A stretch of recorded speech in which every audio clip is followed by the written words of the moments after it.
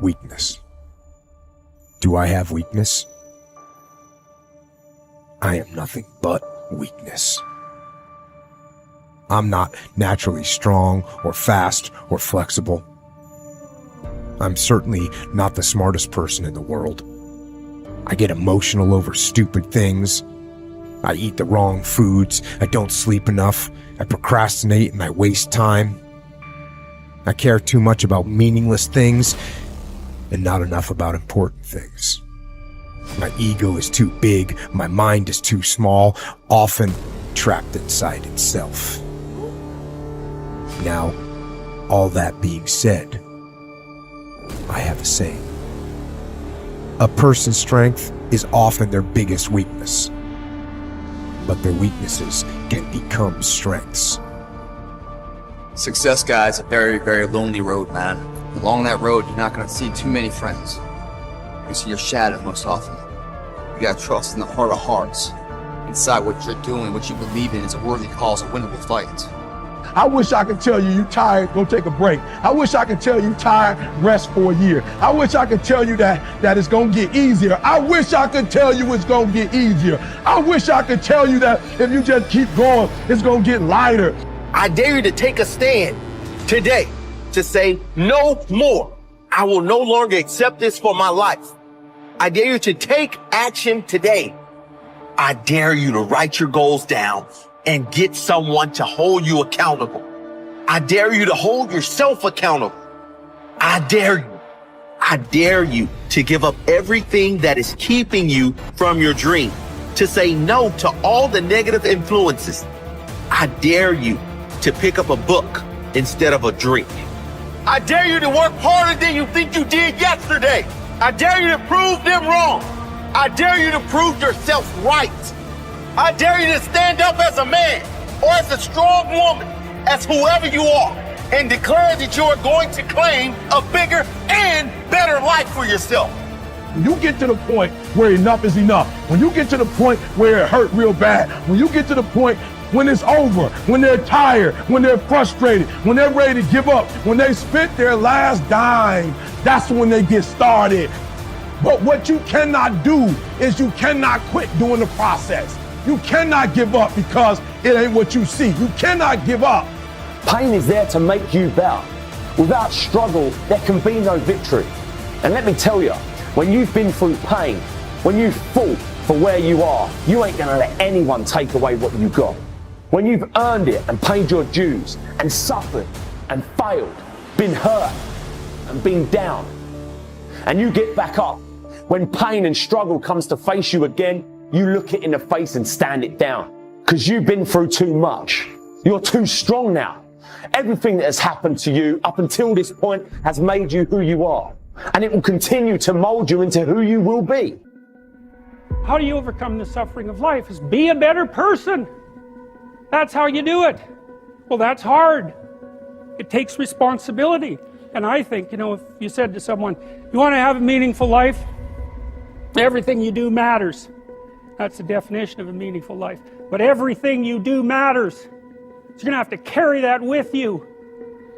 Or do you want to just forget about the whole meaning thing and then you don't have any responsibility because who the hell cares, and you can wander through life doing whatever you want, gratifying impulsive desires for how useful that's going to be, and you're stuck in meaninglessness but you don't have any responsibility. Which one do you want? Well, ask yourself, which one are you pursuing? And you'll find very rapidly that it isn't the majority of your soul that's pursuing the whole meaning thing, because, well, look what you have to do that. You have to take on the fact that life is suffering. You have to put yourself together in the face of that. It starts with yourself, man. You got to start diving into those things that you are afraid of. You don't gain confidence by going to the spot that makes you feel good. It's going to be a false reality. And the second life gives you that challenge, all you want to do is go back to what made you confidence, or what gave you confidence. Is that happy spot? No. What gives you confidence, what gave me confidence, was spending years at a kitchen table trying to learn how to read and write on my own. Realizing I can't learn the way you learn. I can't. But I can learn. What gives you confidence is not being afraid. It's overcoming the fear. I used to stutter severely bad. So right now, I don't know how many people are gonna watch this. You know what gives me confidence? Is knowing I no longer care if I sit here and start stuttering to you. Yeah. That's what gives me confidence, is facing these things, overcoming them. And maybe not overcoming them every day, but facing them and facing them and facing them. Pretty soon like this, you know what, man, this is where it's at. It's not in that comfort zone. It's in the discomfort zone is where my confidence is getting built. That's where it's getting built. But people want an easier answer. Yeah. There has to be an easier way. There's not. I'm sorry. I searched for it my entire life. You I cheated, did. you lied. I lied. I did everything. And I still felt empty. I walk around with a backpack with all my stuff in it, with no car. Right. And I walk around happiest person in the world. Have nothing. Happy as hell. It's because I found out the whole key to life. It's not in all that.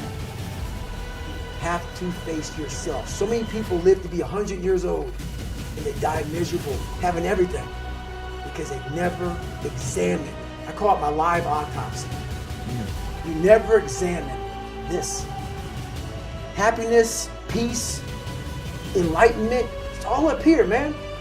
It's all up here. And when I start talking like this, people go, man, you know, I don't know. It's the truth, man. Yeah, it is true. It's all up here. You just got to be willing to go and face it. And that's the hard part. Attitude is a reflection, a result of a person's will. It is incalculably powerful. It can bring about marvelous results for us, but we need to train it patiently, day by day. Now let's talk about the attitudes of people who are successful. The top 5% of the people who go sailing through life from one success to another and who, even when they fail at something, shrug it off and head right out again. No matter who the person is or what he does, men and women in sales, business executives, people in all the professions, wives and mothers, students, top people in the armed forces, public servants, men and women in the service of religion, working men and women in all fields of endeavor, wherever you find a person doing an outstanding job and getting outstanding results, you will find a person with the right kind of attitude. These people take the attitude toward themselves that they can accomplish what they set out to accomplish, that there's no good reason on earth why they can't be competent, successful. They have a healthy attitude toward themselves and, as a result, toward life and the things they want to accomplish. And because of this, they achieve some remarkable things, and they come to be called successful, outstanding, brilliant, lucky, and a lot of other things. They're quite frequently no more brilliant or outstanding than the majority of the people by whom they're surrounded. But they did develop the right attitude, and they found their accomplishments not too difficult, and many times surprisingly easy, simply because it seems that so few are really trying, really believe in themselves. Successful people come in all shapes and sizes and in widely varying degrees of intelligence, background, and so on. But they all have one thing in common. They expect more good out of life than bad. They expect to succeed more than they fail.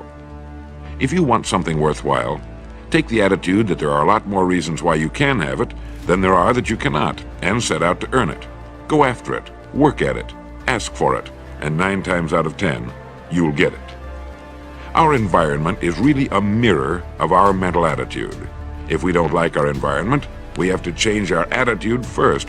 Your ability and willingness to discipline yourself to accept personal responsibility for your life are essential to happiness, health, success, achievement, and personal leadership. Accepting responsibility is one of the hardest of all disciplines, but without it, no success is possible. The failure to accept responsibility and the attempt to foist responsibility for things in your life that make you unhappy onto other people, institutions, and situations completely distort cause and effect, undermine your character, weaken your resolve, and diminish your humanity. They lead to making endless excuses. There is a direct relationship between the acceptance of responsibility and the amount of personal control you feel you have over your life. This means that the more you accept responsibility, the greater sense of control you experience. There is also a direct relationship between the amount of control you feel you have and how positive you feel. The more you feel that you have a high sense of control in the important areas of your life, the more positive and happy you are in everything you do. When you accept responsibility, you feel strong, powerful, and purposeful.